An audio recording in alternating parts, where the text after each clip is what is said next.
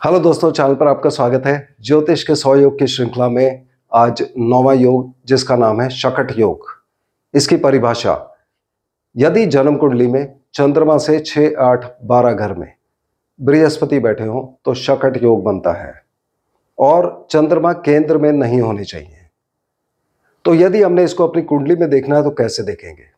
परिभाषा में एक चीज बताई गई है कि चंद्रमा केंद्र में नहीं होने चाहिए, यानी कि यदि आपकी जन्म कुंडली ये है तो उसमें चंद्रमा, ये केंद्र भाव जो 4 होते हैं, 4 चकोर खाने, इनमें चंद्रमा नहीं होने चाहिए।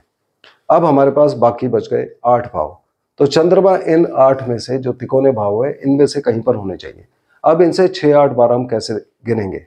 हमेशा गिनती इस तरह की जाती है एंटी क्लॉकवाइज। तो यदि किसी की जन्म कुंडली में चंद्रमा यहां पर है तो आप गिनती यहां से शुरू करिए।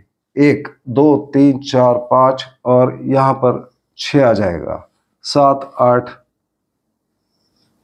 9, 10, 11 और 12 यहां पर आ जाएगा।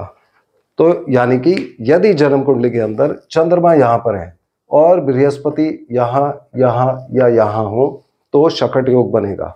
उसी तरह से बाकी सब भाव से आप गिनिए। अगर चंद्रमा किसी की कुंडली में यहां पर है तो यहीं से गिनती शुरू करिए, 1, 2, 3, 4, 5, 6, 7, 8 ऐसे करके वहां से 6, 8, 12 में बृहस्पति होने चाहिए। तो मुझे आशा है कि आपको ये बात समझ आ गई होगी। अब ये योग, जैसा नाम ही बताता है कि काफी खराब योग माना जाता है, मगर प्रैक्टिकली हमने बहुत ज्यादा खराब असर होते नहीं देखे हैं। अब इस योग का जो इफेक्ट होता है वो ये होता है कि व्यक्ति एक साधारण जीवन व्यतीत करेगा, प्रसिद्धि प्राप्त नहीं कर सकता, उसको कोई ना कोई दुख हमेशा लगा रहेगा और उसकी भाग्य का सितारा कभी बहुत ऊंचा हो जाता है और कभी बहुत नीचा होता है, यानी कि उसके जीवन में उतार चढ़ाव लगे रहते हैं।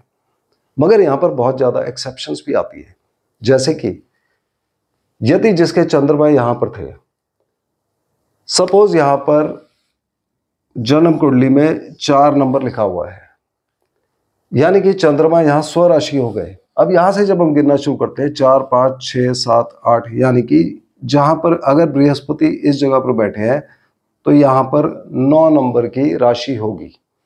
अगर जन्म कुंडली में यहां 4 नंबर की राशि है तो इस जगह पर 9 नंबर की राशि होगी। अब इस केस में चंद्रमा भी स्वराशि हो गए और बृहस्पति भी स्वराशि हो जाएंगे। और अगर इसको हम रिवर्स कर देते हैं, अगर यहां पर चंद्रमा है जहां 9 लिखा है तो बृहस्पति जहां होंगे वहां पर नंबर 4 लिखा होगा कुंडली के अंदर, और 4 नंबर की राशि में बृहस्पति उच्च हो जाते हैं। तो इस तरह से कुंडली के अंदर बहुत ज्यादा वेरिएशन बनती है। इसके साथ ही ये योग यदि आपकी कुंडली में बन भी रहा हो तब भी एक और योग होता है वसुमान योग जिसको बोलते हैं, जिसमें ये दिया है कि चंद्रमा से यदि 3, 6, 10, 11 में शुभ ग्रह बैठे हैं तो वसुमान योग बनता है, जो कि बहुत अच्छा योग माना जाता है। अब इसमें भी 6 नंबर आ रहा है और बृहस्पति इसमें भी हो सकते हैं। तो कुंडली में बहुत तरह के योग बनते हैं, उनको देखना चाहिए। एक और जगह पर लिखा गया है कि यदि चंद्रमा से 6, 7, 8 में शुभ ग्रह हो तो भी अच्छा माना जाता है। तो इस तरह से कॉम्बिनेशंस बहुत बनती हैं और हमारी ये कोशिश है कि इन 100 योग की श्रृंखला में आपको इंपॉर्टेंट कॉम्बिनेशंस हम बता दें, ताकि आप अपनी जन्म कुंडली में ज़्यादा से ज़्यादा कॉम्बिनेशन चेक कर सकें और अपनी कुंडली का एनालिसिस और अच्छी तरह कर सकें। तो मुझे उम्मीद है कि आपको आज का वीडियो पसंद आया होगा। अगले वीडियो में हम फिर मिलते हैं, तब तक के लिए धन्यवाद।